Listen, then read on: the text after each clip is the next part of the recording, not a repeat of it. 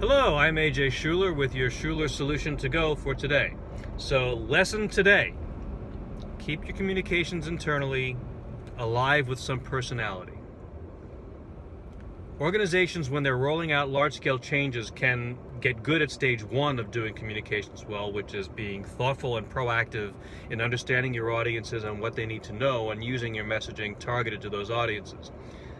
Once you get to stage one, what you end up doing is you have a few people in a room together who understand those different stakeholders, who help you shape and craft your messaging.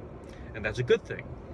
The next thing that can happen, though, is a bit of a committee dynamic sets in with that messaging. It gets bleached of personality because everyone is sort of having their input, and as you have multiple people, no one voice comes through.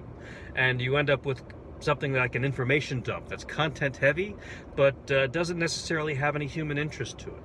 And that can be true even if you're doing some high-end design that lends some sort of, sizzle or sparkle to your messaging, but in the end it still comes across as corporate speak.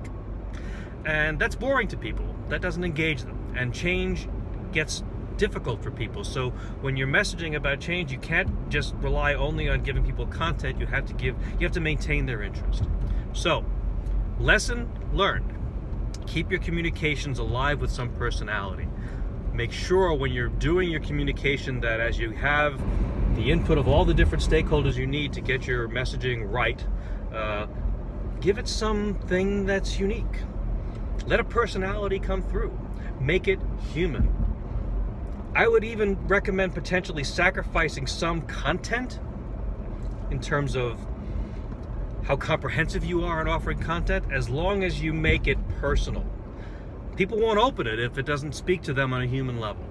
If it's an email, or just pay attention to what your messages are, or join your conference calls or your webinars or whatever. So that's your Schuler solution for today.